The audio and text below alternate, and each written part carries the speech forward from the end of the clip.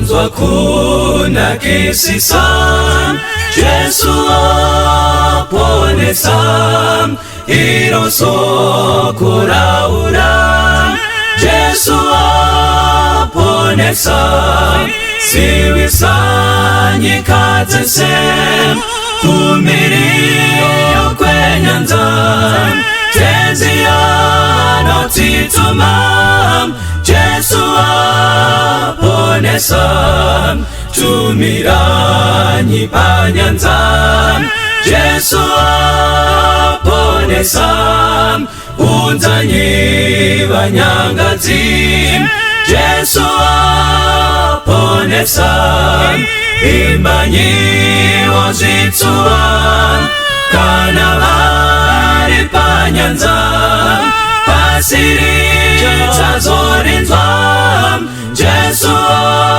aponesa, imbanyi mudamuto, Yesu aponesa, neupenyu nerufu, Yesu aponesa, imbanyi nekufawa, moyo unodamutsa, imiranyi paguva, Yesu aponesa, ipa izwi pamweya, Yesu aponesa, kuti nduti dzizoda, Yesu aponesa, daidza kuponeswa, mumakonde ninga, miore kukurira,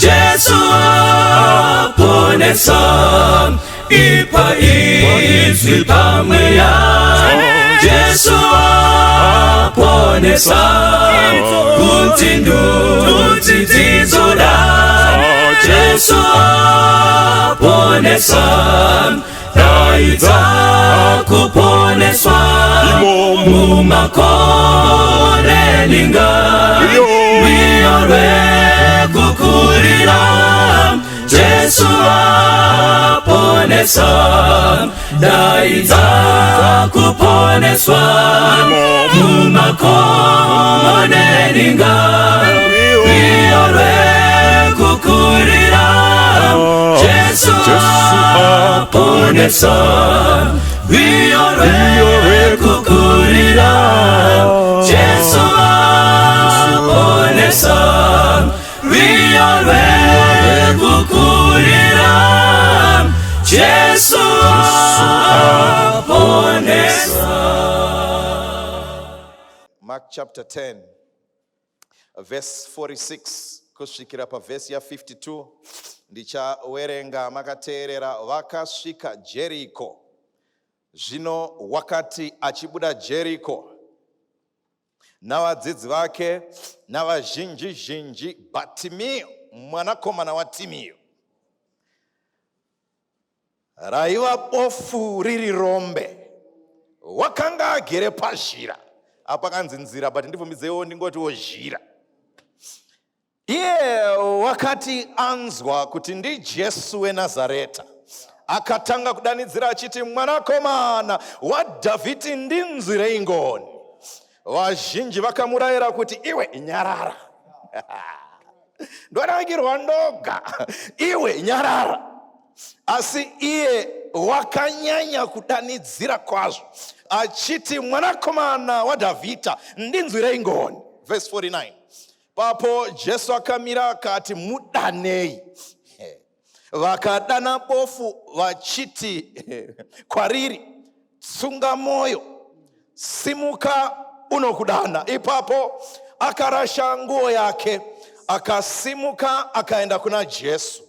Jesu akamupindura akati kwaari, unoda kuti ndikuitirei? Bofu rikati, Raboni.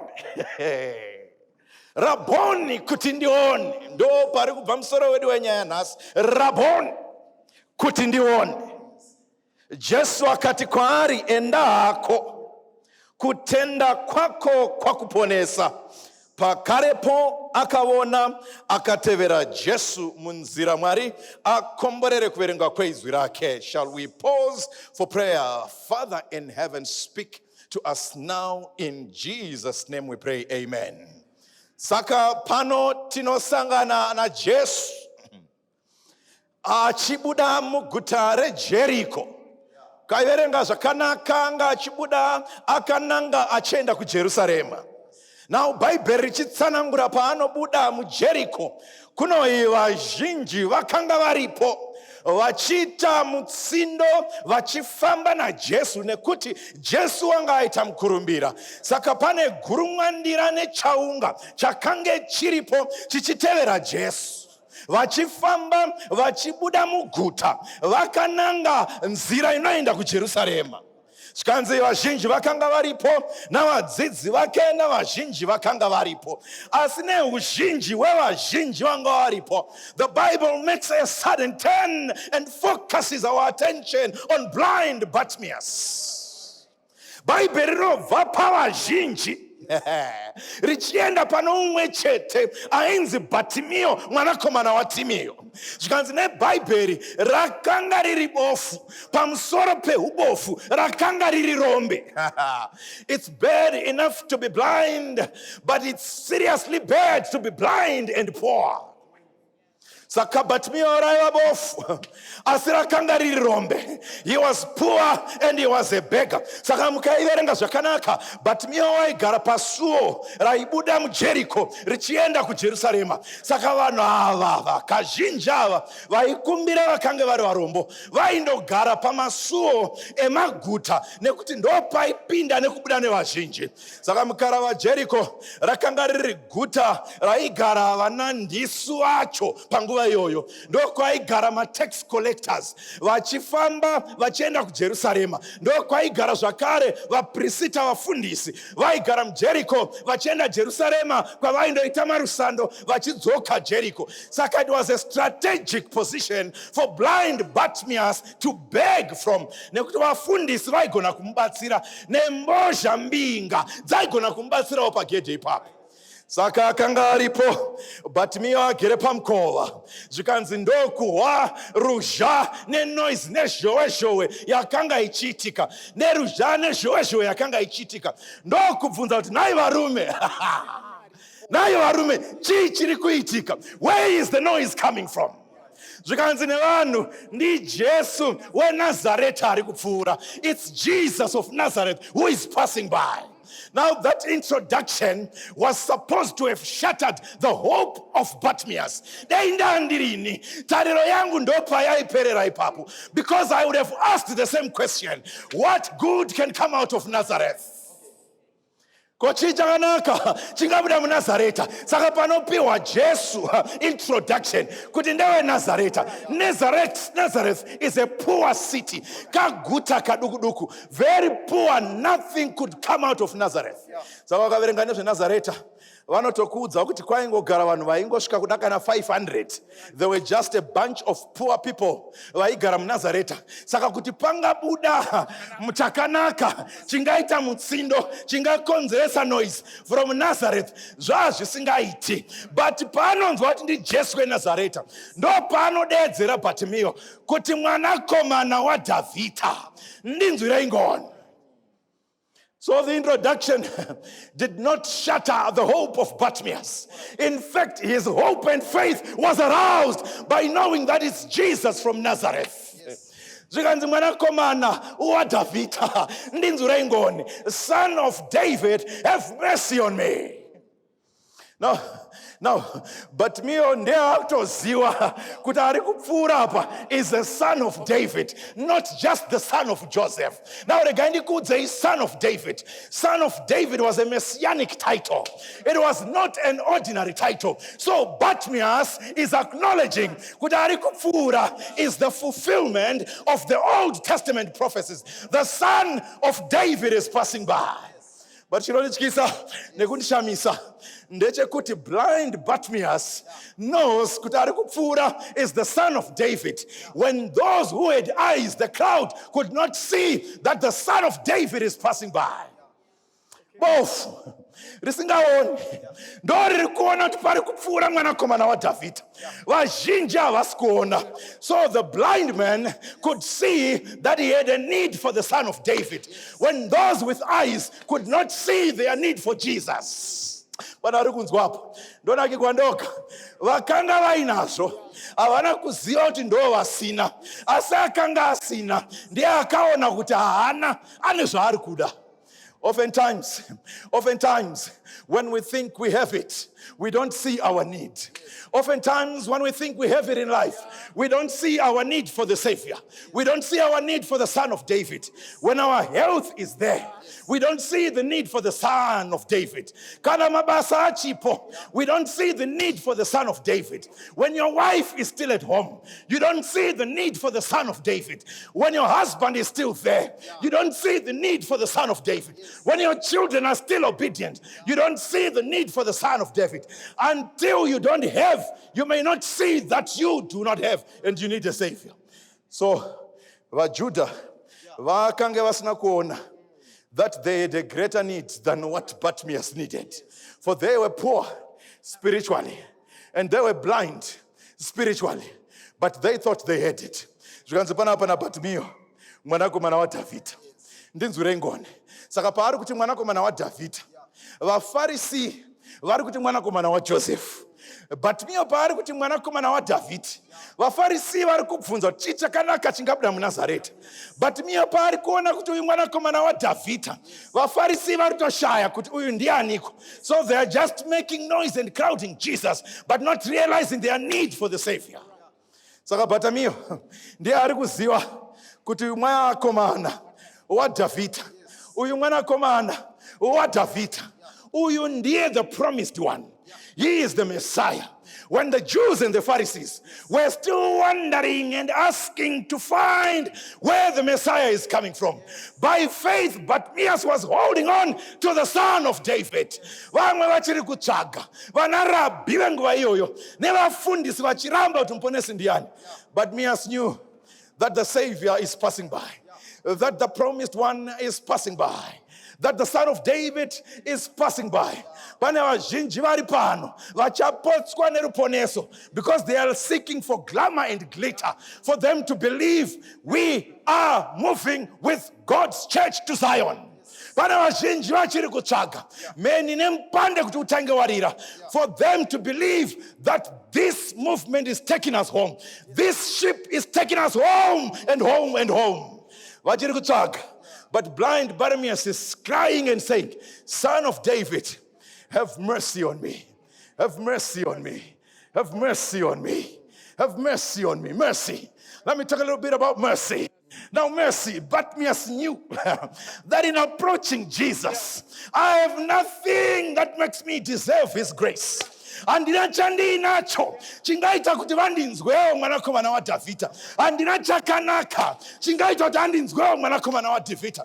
I have one thing to cling on: mercy. Mercy. Mercy is all that we need. Mercy is all that you need, my sister. Mercy is all that you need, my brother.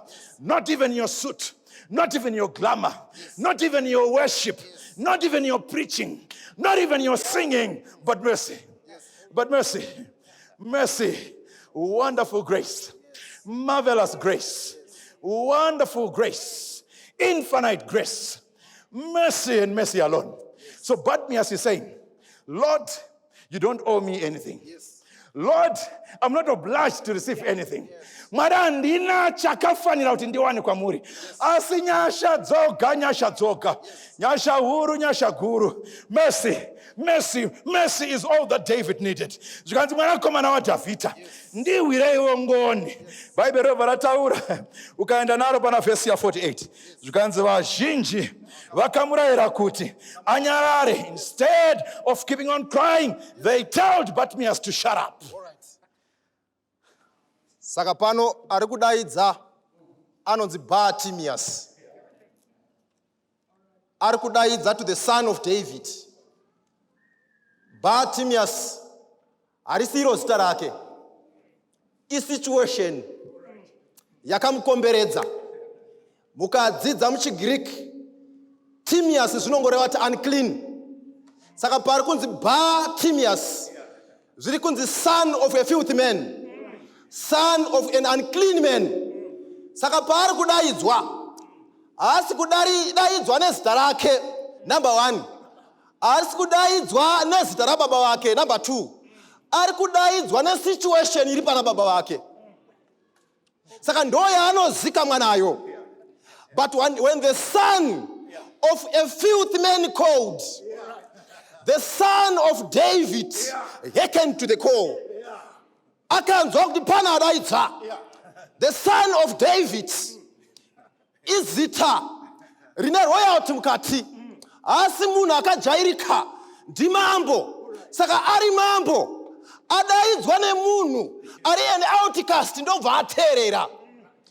Tinonamata Mwari asina hanya ne background yedu, anoteerera nekuti tadaidza. Zvisinei nekuti uri kubva kuclass ipi. The salvation of Jesus cuts across social stratification. Hairespecti kuti unobva muclass ipi, nekuti ndiMwari anoteerera patinodaidza. Saka Bartimaeus paanodaidza anoteerera. Jesu anoteerera. But ndinoita problem paverse ya 48. Da Bible riri kutiko paakadaidza vanhu vazhinji vakati nyarara. Izwi rakashandiswa muchiGreek tisiyo pao rinoreva kuti muteness. Saka vanhu vakamumiuta agara ibofu, but ari kuiswa pamamute. Mukana wekuponeswa wasvika, but vanhu vari kuisa pamute. Ende vanhu vari kumuisa pamute madisciples. Vanhu vechechi ndo vari kumuti nyarara. Regai ndikuudze vana vaMwari, patinouya nesituation kuna Mwari chidaidzira to the son of David, the elder, achakuisa pamute. If you are not careful, uchaiswa pamute na mtikoni. If you are not careful, Dorcas inokuisa pamute. Kana pane vanhu vaifana kudaidzira kuti vurai nzira, Bartimaeus apinde madisciples, but vakamunyararidza. Tine vanhu vazhinji vaimba muchechi inoi, but vakaiswa pamute. Tine vanhu vazhinji vaitungamira, vamwe vaiva maelders, but nhasi vakanyarara. Kasangwarira chechi inoiswa pamute. Nevanhu vechechi vakabva vamunyararidza, vakatinyarara. But Mwari ngaavongwe nekuti Bartimaeus paakanyaradzwa, Bartimaeus wakadaidzira zvekuti voice remhomho rakaenda pasi pevoice yaBartimaeus. Ndiwo une situation. Kana uchinge wauya kuna Kristu, kana vanhu vakakunyaradza, you need to rise above the church. You need to rise above my voices. Angakunyaradza mukati mesangano nekuti ndiwo une situation.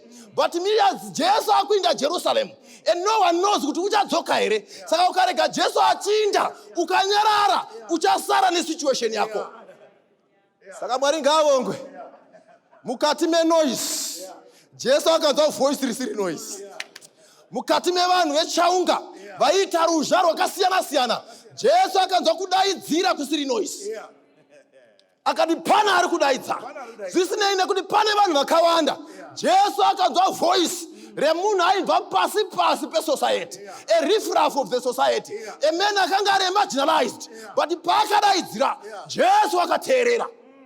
Jesu ndobva anzwa kuti pane murume adaidza. Bhaibheri rinotirakidza rinoti Jesu akamira.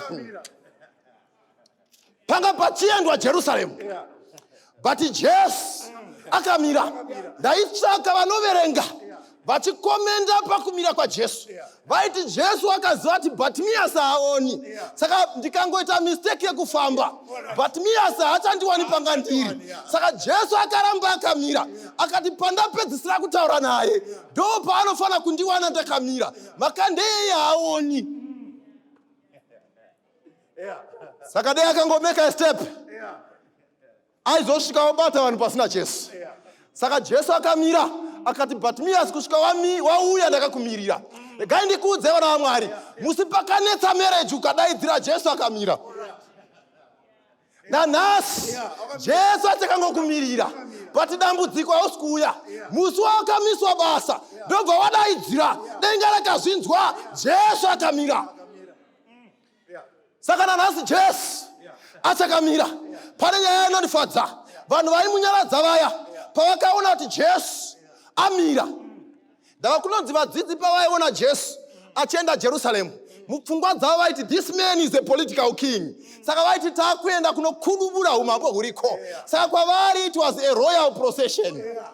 Saka Bartimaeus paakadaidza, he was interrupting the royal procession. Saka ari kuti vari kumumisa achiti no, tine mission yekuenda Jerusalem kuti mukuru anogadzwa, isusu tiwanoko zvinzvimbo muparliament make.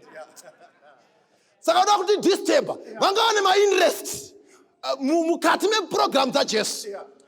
But Jesu kana vakaremerwa vakadaidza, Jesu haana kwekumhanyira. Muri pacho chamwari, vakaremerwa pavanodaidza kwaari, Jesu haana nguva yekumhanya, anomira. Zvai zvakaitika kunonzi nebhaibheri, Jesu amira, Bartimaeus vanhu vakatanga kumudaidza zvikanzi simba mwoyo, tsunga mwoyo, wakukudaidza. Vaya vanga vachimunyaradza pavakaona kuti zvake zvoita, vakatanga kumuti tsunga mwoyo, tisati kudaidza, hatinzwisi zvakazoitika, but ndinotenda kuti mukomana uyu paakazosvinura. Pane vamwe vakazouya nozati denda ndisirini, ipo paya ndakazototi kuna Jesu, vanhu fambai, denda ndisirini. Wangadei usina kuona iwe, wangadei vakanga vakutokusiya, saka ndini ndakatopusha ipo paya. Why? Nekuti Bartimaeus asimudzirwa. Kune vanhu vanoti tichiri pasi neupenyu, vanoda kutinyararidza tifire ipapo. But Jesu paanotisimudza, vanoswedera pedyo, voti denda handisirini, dei usina kusvika pavakasvika, vanoda kuriko kunaizwa, pokangama kuti kuna Jesu unosimudza. Saka vakauya pedyo vataura tisu takatokukavhira. Dei tati tisisu nyaya yako isina kumira zvakanaka. But Bartimaeus anoti handina ndava nezvamuri kutaura. Bhaibheri rangu rinoti akarasa garment. Ndokubva amhanya kuna Jesu. Ukadzidza nenyaya dzegarment iri, kunonzi garment rakaraswa naBartimaeus, mapofu zvakanga ari. Vanhu vakanga vasina kutodzidza nekuti kwanga kusina zvikoro zvemapofu panguva iyoyo. Saka vanga vasina kudzidza the Torah. Saka vanhu vaitotarisirwa pasi. Saka vairarama nekukumbira. Saka vairara munzira ndo mavaigara. Saka vaigara vana magarments avo, kuitira kuti kana kuchipisa kana kuchitonhora aipfeka garments rake. Kana kuchinge amanheru ndo rakanga riri bhedhi rake. Mumbuwe chechi yaMwari, zviri kureva kuti aidhipenda negarment. But Jesu paakamudaidza, wakabvisa garment, ndokubva arasa garment, akati dependence yangu yegarment yasara, ndakurarama kuna Kristu, handichararami pagarment, upenyu hwangu hauchagari pagarment. Chaita dambudziko nhasi nevanhu vasingaponeseki, why vakagara pagarment. Kristu paari kudaidza, ivo vari kuramba vakabatira pagarment. Saka ana dokta wake. Saka akadaidzira, zvikanzi kenza yauya, kenza yaitika mukati meupenyu. Instead yekuti adaidze Kristu, wakavimba negarment. Kristu akati kana musati mamborasa magarment, ini ndakangomira. Ndoda kuudzai vana vaMwari, kuna ane nyaya dzauya nadzo nhasi, ari kuti dzanetsa kwenguva refu. Musi wakadaidzira denga rakamira, but dambudziko wakavimba negarment. Denga rakamira kuti urase garment, uye kuna Kristu. Kristu adhile nenyaya dzako. Chii chinoitika mufundisi? Arasa garment. Verse 51, verse 51. Verse 51 ndo inopedza nyaya yopedza masports. Uyezve verse 51 ndo itori nemusoro wenyaya. Arasa nguo akasimuka akaenda kuna Jesu. Jesu akamupindura akati kwaari, unoda kuti ndikuitireiko? I question. Ausviki kuHarare hospital kuparire nyatwa, wopinda musick bay outpatients. Vangani vari kuda utano, vangani vari kuda tokurova. Saka Jesu sei muri kuvhunza mubvunzo nhando. And ukatarisa, it seems like ndo trait yaJesu. John chapter 5 arisvika pamurume pabethesda zvikanzi unoda here kuti unatswe ajesu I have a problem with you. Can't you see my situation? Zondiudza chinhu one, Jesu haashandi necommon sense. He does not depend on senses. And ndakatsvaga definition yecommon sense. Common sense is sound judgment. And it's acquired and taught from childhood. That's why you're going to we are not common sense. Why? Because it's an acquired sense. But the maker of the senses, the maker of the senses, but me, unoda kundikuitira mirai pane chirawe. Miratira panure chirawe. Because adedzera zvikanzi, oh Jesus, son of David. Amira pane title. Jesus i title yakakwana. Sakati Jesus, son of David. Have mercy. Have mercy. We are nini kuna Psalm 23. David achinyora and the son of David. Surely goodness and mercy shall follow me the days of my life. We are the goodness. Ndiripana Exodus 33 verse 19. Jesus achitaura Moses, you can say, I will hide you in the cleft of the rock and I will let my goodness before you. Saka paunoti goodness anofamba na mercy. We are in Luke 17, the 10 lepers. Havana going to make us clean. Wakangoti son of David, have mercy. Saka mercy is synonymous na David. But panichirawe. Sikanzo unoda undikuitire. Because in John chapter 5, you know, it's the house of mercy. Those know about Bethesda. But yet the people at the house of mercy had nothing to do with mercy. Because it was the survival of the fittest. I'm sure Charles Darwin dogo anotoona theory yake adaptation. Because akastada the case yepa Bethesda. It's the strong that survive. And one of the irony at the house of mercy.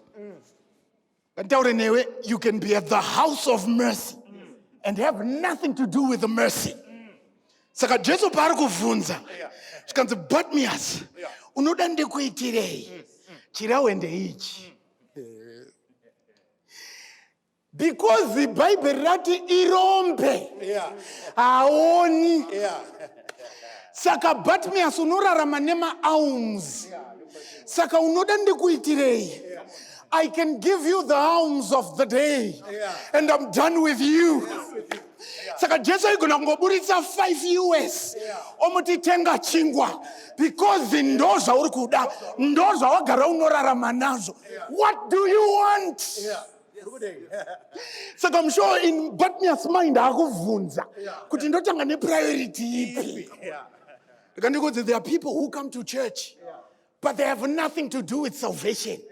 They are seeking their daily ration of alms. That's his home. Predicament. Because he was diagnosed with a terminal disease. I have nothing with it to do with the sight. So maona kuti mubvunzo wa Jesu unesenzika. Chikanzi mukoma munoda undikuitirei. Kana ari maalms topanana maalms ndoenda. Because kwandiri kuenda iJerusalem. Ndobvata imaona ndarasa nguo. Imukona ndarasa nguo. Dzokaneni kuna kings. Elijah achisvika pana Elisha. Zakangobvisa bhachi. Ndobva kanda padzaenda. Elisha akati nguo ine zvainoreva. Uya neni kuNew Testament. Zvikanzi uyu anoda kunditeera. Anofanirwa kuramba. Baba mai zvese zvinosara. Anonditeera ndearamba. Saka Bartimaeus ari kuti all else is nothing but vain. For the sake of the cross, all is lost. Saka ndobva dzati kuti ndione. Ngatipinde pana Rabhoni. Raboni. Raboni. Zvakasiyana nekuti rabbi. Vari rinoti off. Chaunga chaifamba naJesu. Vari kuti Jesus of Nazareth. Regani kugara pana off. Ukati, this is Clayton of Borodale. Of zviri kuratidza possession. Saka the possessor is Borodale. Ndomuridzi wangu.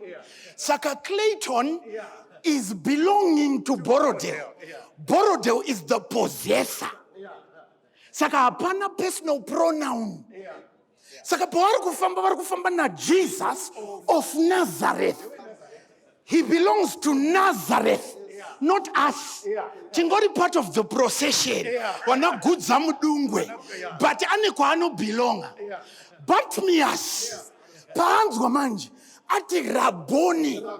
Raboni. Zvakasiyana nekuti rabbi. Because Raboni inoti. My Lord. Saka ine personal pronoun. Yakuti my. Wamuru kufamba nawa. Wari kuti muri weNazareth. Asi according to me, you are mine. Sangano rauya kuchechi. Kujesu we sabata. But inini ndo namata. Jesu wangu. Saka I will not let you go. Oh Jesus. Raboni. Saka Bartimaeus arikoti, my Lord. Jesu akataiwa, this is to be noticed. Mirai. Muri gudza mudungwe. Zvikanzi ari kupi munzei. Ndobva dzaunzwa. Zvikanzi unoda kuti ndiite, zvikanzi kuti ndione. But panondirwadza manje. Sight is different from insight. The multitude had sight, but no insight. Bartimaeus, on the other hand, he had insight, but no sight. For we walk by faith and not by sight. Revisit it. Are you surely walking by faith? Because when you walk by faith, you throw away everything for the sake of the cross. Saka Bartimaeus man, I go day to day I'm going to net. Because tuma 20 randi ne tuma $2 twarambwa ku bank dot kwandiri kuzopiwa. But you want to say that to chinjiki. Saka Mwari ingondiitira iwo chinichi. Ndikwanise kuona sikuona ndagara ndiri kutoona kare. I can see already what they don't see. Saka there are people sitting in church who claim to see, yet they are blind. Because the 3:17 revelation, inonditi, you say you see, and yet you are blind. But me as I go to know in the garden, they go to own the name it will pass same wavelength. Just like I sure I will pass same wavelength. You can see one. Your faith has made you well. Do vatanga kuona.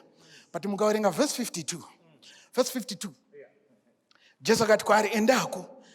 Inzwa. Endako. Kutenda kwako kwa kuponesa. Pakarepo akaona. Akatewera Jesu. But anzenda. You don't need to follow us. A procession, like you said. Takatonanga Jerusalem. And the Chakandimirira ku Jerusalem, I Passion Week. Ndakutenda kunofa. Saka iwo chenda, I have no part. Tukanzi munonyepa. Inini ndichienda, ndiende kupi kwa Musiri. Ndatosia bachi. Kwa ndoenda kwa Musiri ndekupi. Ndokutotanga kupinda procession. I can imagine. Fungo yakapinda Peter. Fungo yakapinda James na John. Kuti rombera kutotitere. Rombera kutotere. And I am sure. But me as I actually back seat. Because ukaenda pana John chapter 5. Murume wewe afamba for 38 years. Usafunga to step yanga iri. I walk softly in the sanctuary. I got to get away in the sanctuary. I can walk. Saka but me as akati imi matombo vakwese uko. Chimira ndichinyatsoenda pamberi. Hosanna in the highest. God bless he who comes in the name of the Lord. Ndiye akutodedzera procession. Rombe. Why? Because I am the aoni. Don't you vunze iwewe? Unoda ndikuitirei. Ari kuvunza Mwari. What do you want me to do for you? Tarisa wish list yako. Utarisa priority list yako. kuona kuri panhambani. Because when you see, you forsake all for the sake of the cross. Ndakuda kuti ari koko. Akutaura nemunhu wani anoti Mwari, I thought I saw but I didn't see. And I used to stratify vanhu. But your kingdom, it has no stratification. Marombe anopinda. Ndoda kuona. Kana uri munamato wako, aiwa sumukati namati. Sumukati namati. Sumukati namati. Angati namatei. Baba vedu vanodikanwa. Vanobata ushe panyika nekumusoro kudenga. Toda kutendai nerudo rwenyu nokuti kunogara nokusingaperi. Toda kutendai nemusi weSabata. Matiunganidza panzvimbo ino kuti mutaure kwatiri. Vazhinji vedu tauya takaremerwa. Takakudaidzai. Imi mukamira. Asi nemhaka yekuti takavimba nemagamenti edu. Hatina kuprosida kuuya kwamuri. Kuvadziro dzemangwanani tiri kurasa gamenti kwakadaro tichitizira kwamuri. Ndosaka tamira netsoka dzedu. Gadziraiwo nyaya dzedu. Imi Mwari munoziva zvakatiremera.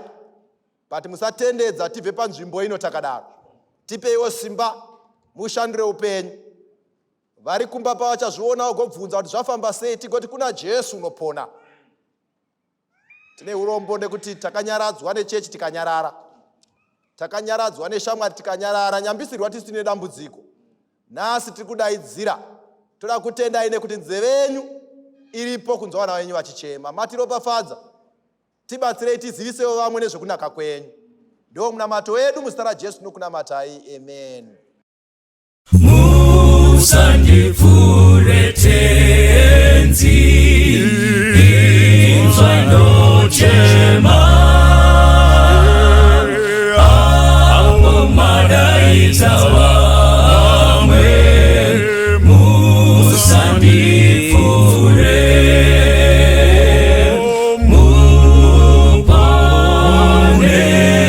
Muponesi, inzwa ndochema.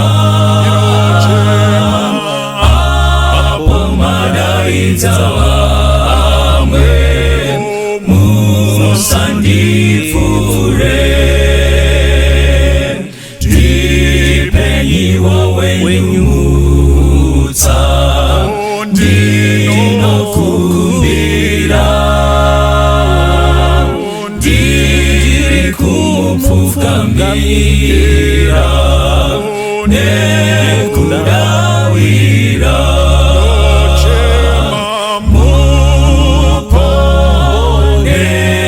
Muponesi, inzwa ndochema.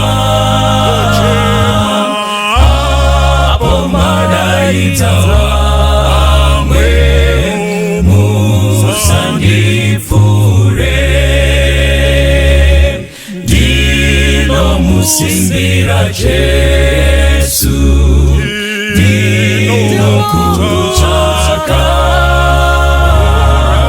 Rapanyiwa moyo wangu kundiponesa.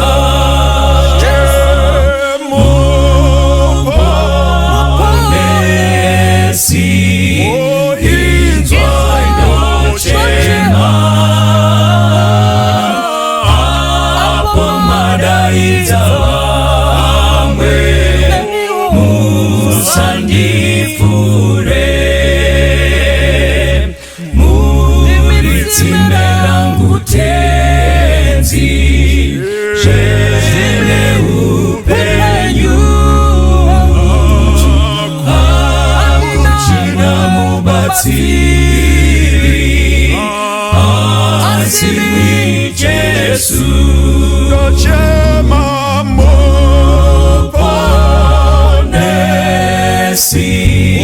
inzwa ndochema. Apo madaidza vamwe, musandipfure.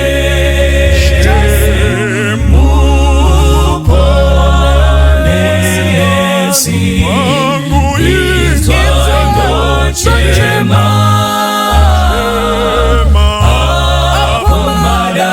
madalitsa